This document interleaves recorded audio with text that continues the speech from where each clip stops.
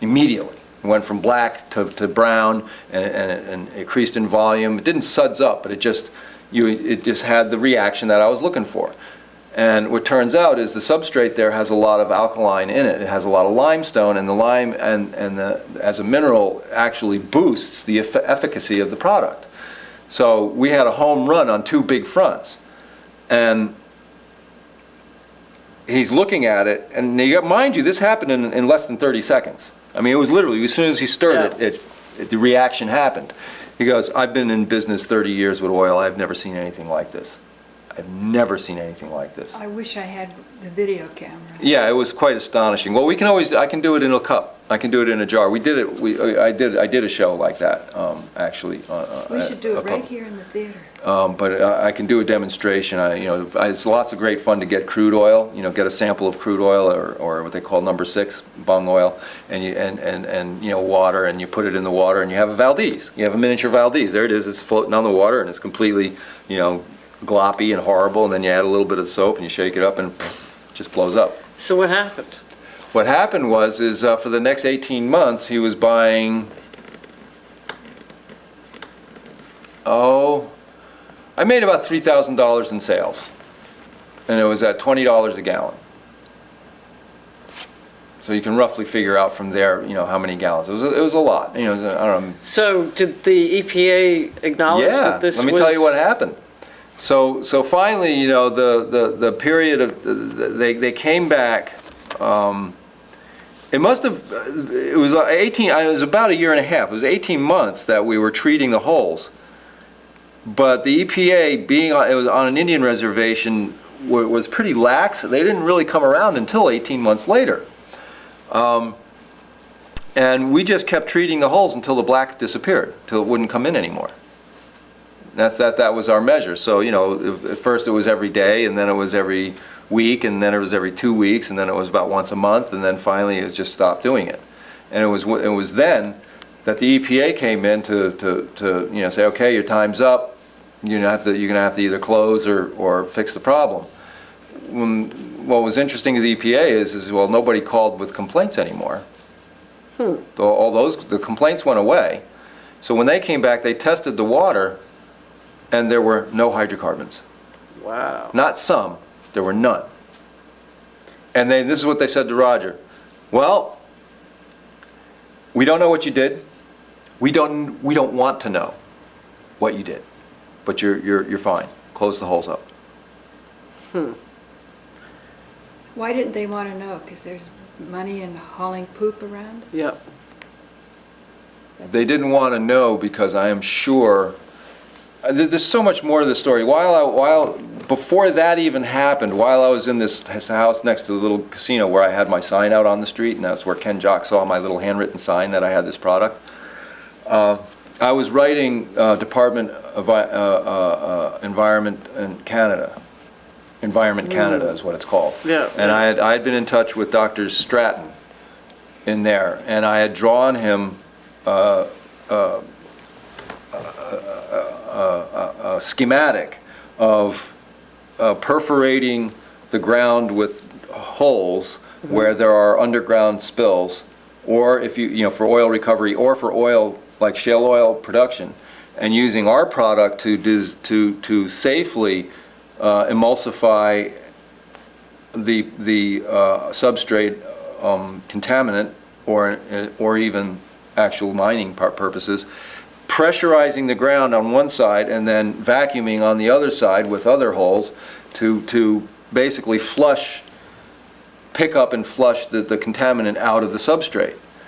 And and I gave the data on my product, an MSDS sheet, which is a material safety data sheet. And my correspondence with him was very positive, but he said that he cannot recommend a product because he works for the government. But he said that everything that I sent him would work. He said this is a very sound program. This will work. So, who would you be able to? While I was at work, I come home and all of my files were stolen. I guess I just feel like sooner or later it's going to come out. It's coming out on Meetings with Remarkable People. Well, but this is I mean, you can't keep an idea, in secret forever. Right. Well, they get away with an awful lot. I know, but eventually, Yeah. it'll come out. Yeah. I have so many stories related to this. I know, but But you know the- what? now- I just don't like to weigh people down with feeling powerless. Oh, no, no, You know, I don't it's- feel powerless at all. There is a divine timing to everything. I mean, So I'll I agree with guess, you. I guess I just feel like if you focus on the fact that they are suppressing this information, then it discourages people from trying to do anything about it. And that's the intent. That's the I intent know, of but the I'm powers not that going to be. focus. Yeah.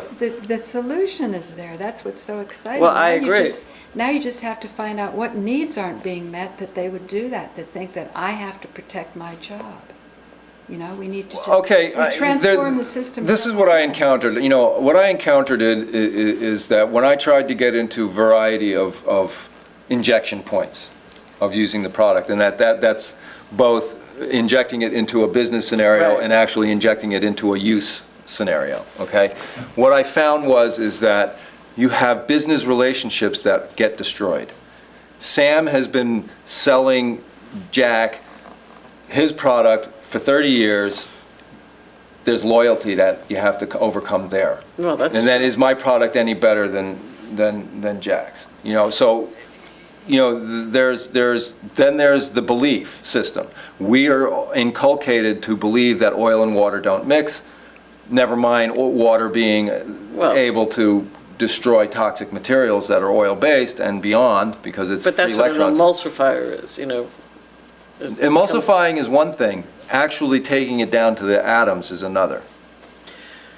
Right, so carrying on, I mean, all I'm saying is that sooner or later, you can't suppress things forever.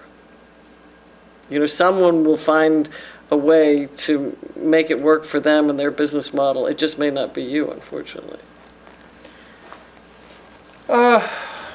Maybe. I mean, I haven't given up on it. It's been a matter of focus. I've made a lot of money over the years, selling it out of the trunk of my car. But what I really need to do to have a viable operation is stability. I've never had the stability of being able to set up my production facility, to be able to set up the delivery system. Yeah. I could have done it through my parent corporation, and then I would be simply just taking they could do everything. The whole system is there, and they would do my label and everything, but then they get the lion's share, and I would just get this little snippet, which might be enough, might be all I need. I think that by thinking that you have to take the lion's share, it limits you. Well, it's not so much that, is that I had an idea. The idea is cottage industry. I wanted to set it up so that anybody in a small community could be producing. Well, and that's commendable, I wanted to, I had these ideas, but life happens to you too.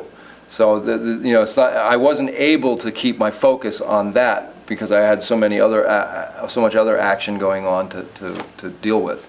And, I'm trusting that, at this point, I will be able to revisit that focus and well, I hope you do. step it up. The problems haven't gone away.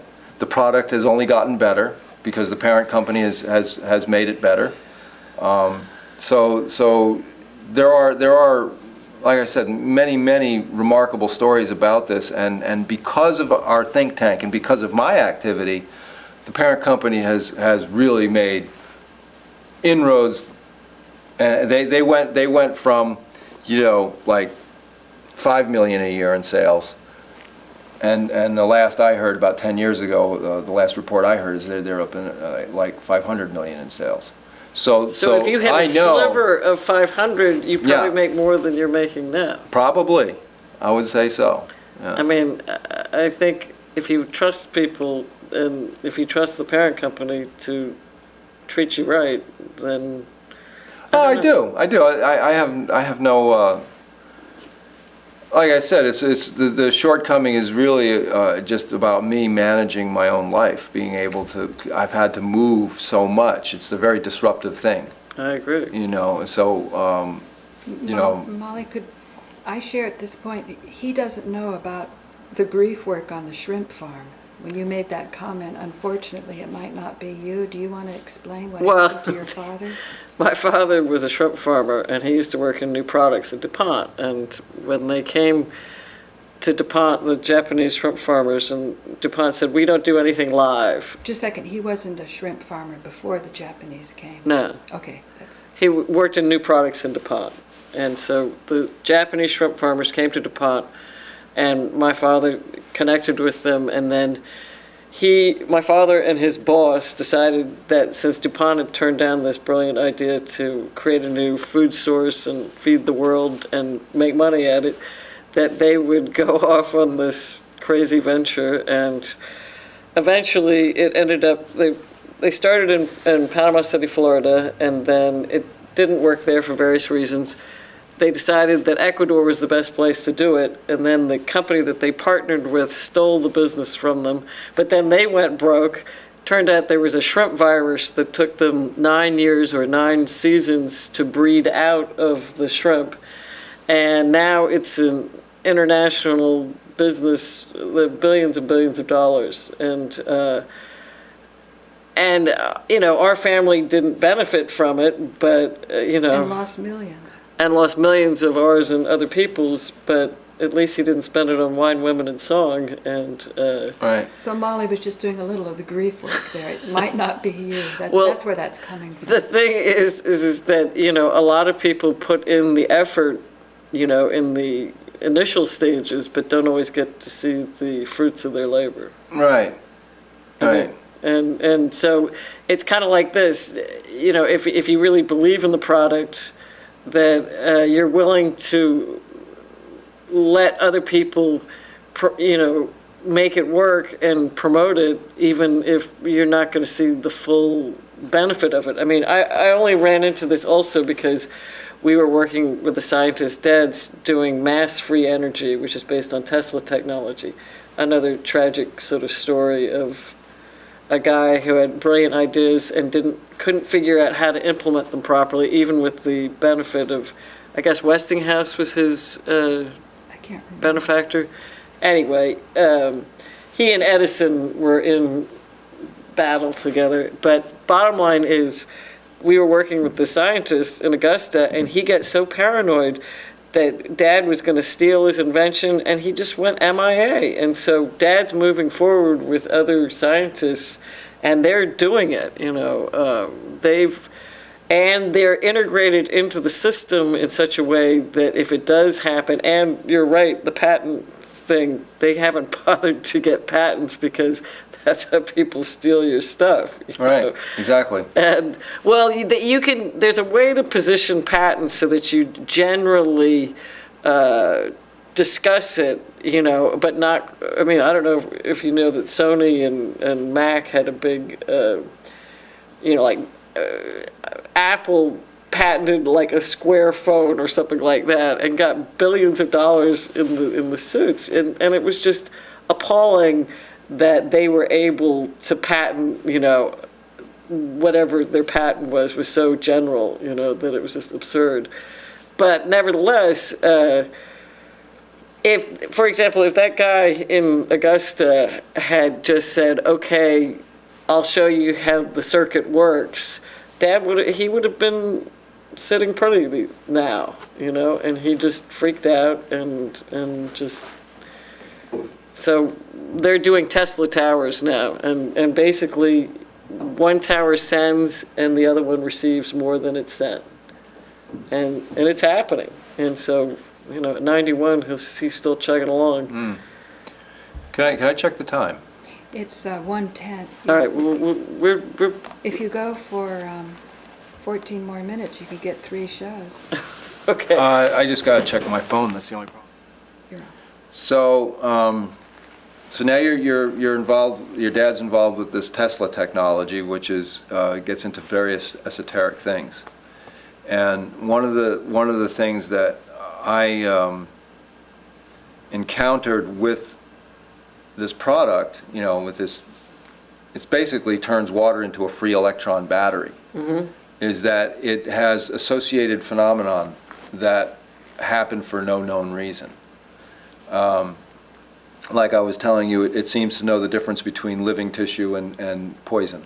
It won't just aggressively harm living Right. tissue, but it'll clean around it. I mean, it's a kind of a bizarre thing. I mean, I even had a jug of this stuff as a very strong detergent. I mean, it was not super concentrate, but it was still much too strong for, drinking.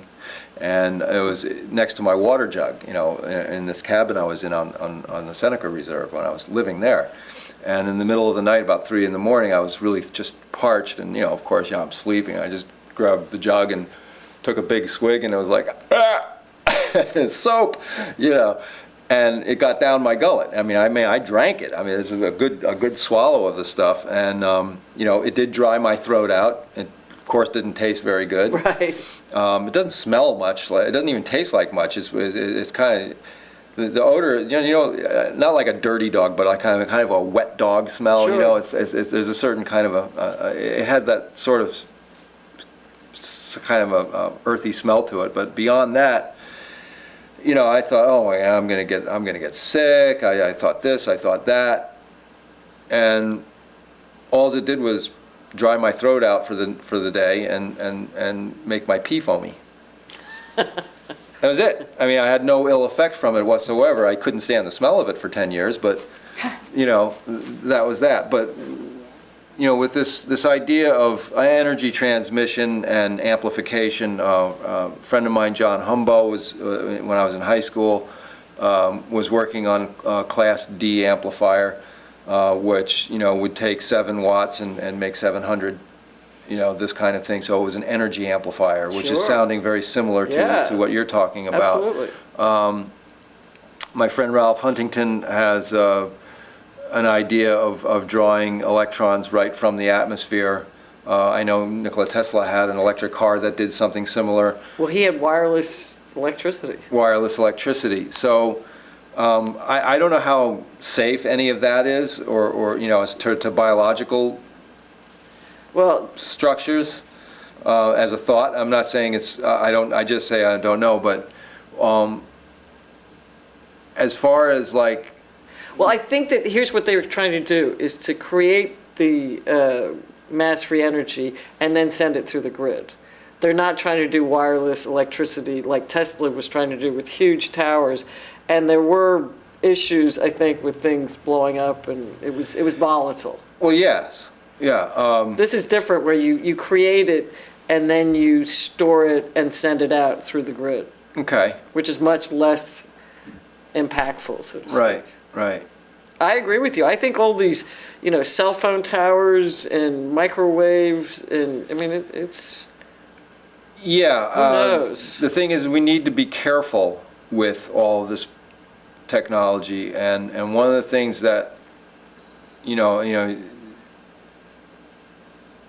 that is remarkable about my particular product is that it too also works kind of on an energetic level like Right. that.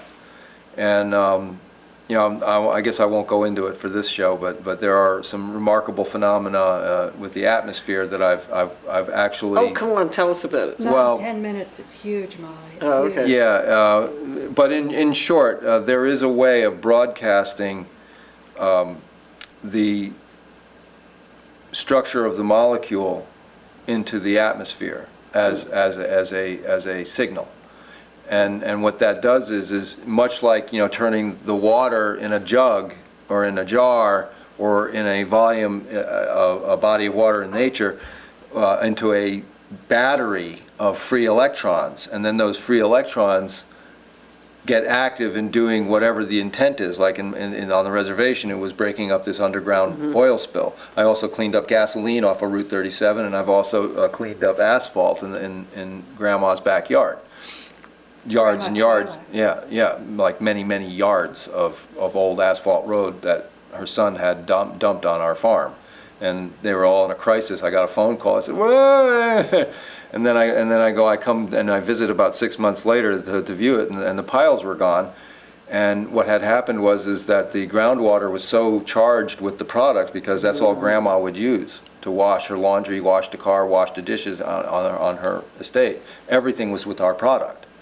And there's a whole other story behind that. And what apparently had happened is this is Lake Erie sand is all part of the lowlands of the Cattaraugus, Seneca Nation territory.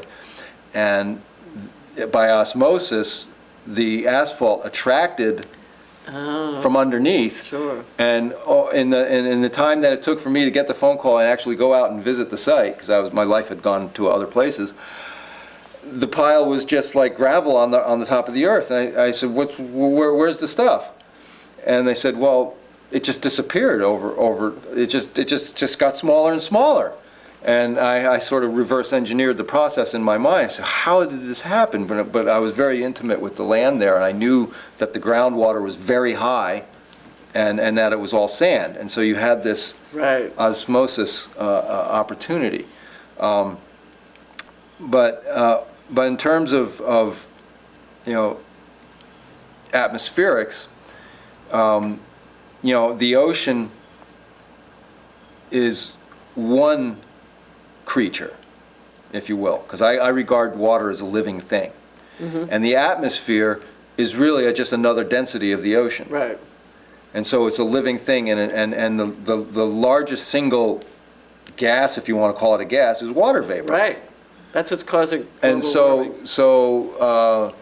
Well, there's a lot of thought on what causes global warming. Well. Some of it's intentional, I think, and some of it is natural cycle, and There's a lot more water vapor.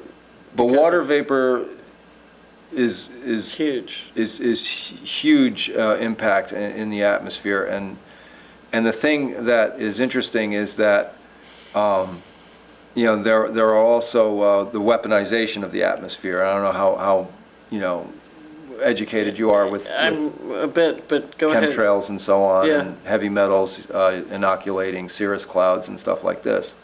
Well, that became a concern of mine.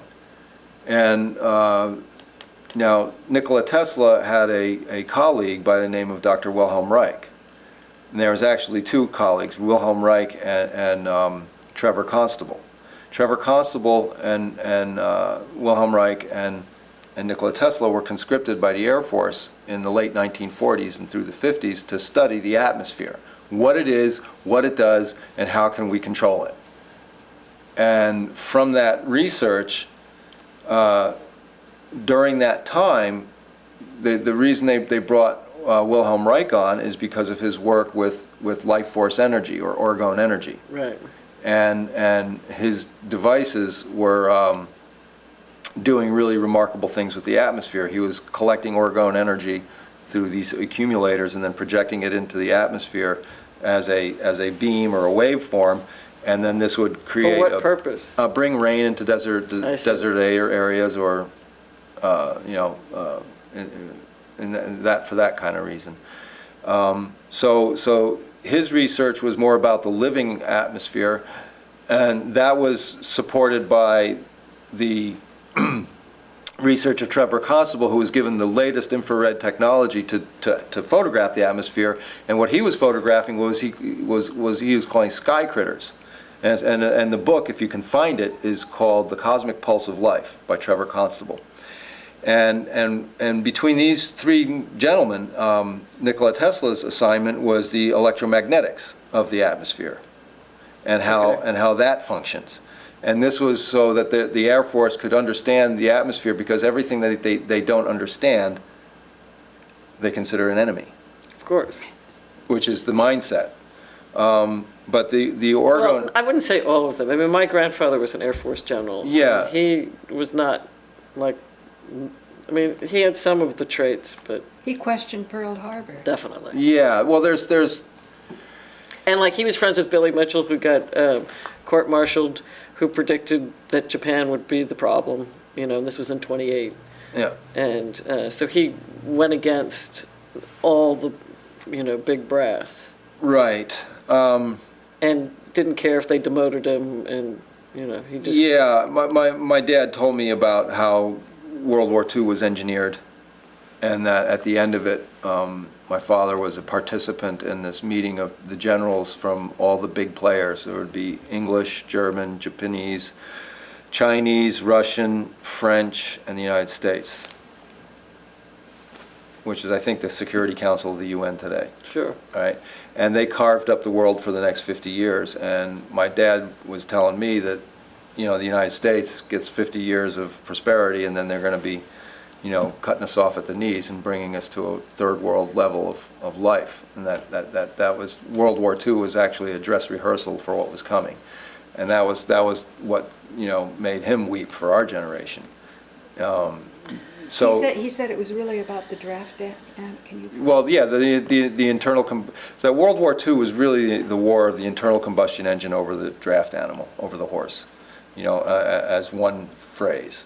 But there's so much more about it in terms of the push of technology, the control of the human species, this kind of thing. 3 minutes. I just hope that they're wrong. I just don't think that, you can sit with closed doors and try to control everything, but I don't think that human beings really can control everything. I mean, you can try, but nature and the cosmos has got its own plans. Yes. And so I think that it kind of plays along with, to a certain extent, you can manipulate it and use your will on it, but eventually, I just think nature, when Gaia shrugs, we're all in big trouble. Yeah. It's going to be interesting. But aren't we Yeah. part of nature even having this discussion? Oh, I absolutely Well- agree. But I think that when people manipulate it for their own selfish needs as opposed to the greater good, sooner or later, you can't maintain it. Well, there are greater forces than we can comprehend and understand, and that's where my spiritual training with the native people kind of dovetails with the technology that we're using, that I'm involved with, and there are a couple of ideas. One is like in fairy tales that we grew up with, or childhood games, Monkey in the Middle. So it's almost like the creation story where you have these two super beings, the brother, the twin of the good mind and the twin of the evil mind. The twin of the good mind gives us rivers. The twin of the bad mind puts the boulders and cliffs. The twin of the good mind gives us the flowers, and the twin of the bad mind gives us the thorns. All right. So this contest is still going to this day, from the beginning of time. But in terms of like the monkey in the middle, we're just human beings, and there are these two super beings that are throwing knowledge over our head. And that's the being of good mind and the being of the evil mind, and that's where I go out into the area of cosmic beings that we don't understand. But then there's another place beyond duality, where Right. good and evil are just concepts, and so I think that that's really the overarching phenomena, because So stand by for 30 seconds. stand by for more meetings with remarkable people. No, I mean for the good, and Oh. elaborate. I finished the thought. But Oh, well, stand by for hopefully the good things, but no guarantees yet. But, I think if you persevere and hang in there, that, when there's hope. there's hope. Well, there's a greater authority, is what I'm saying. Well, there, exactly. There's a greater authority than that which we can comprehend.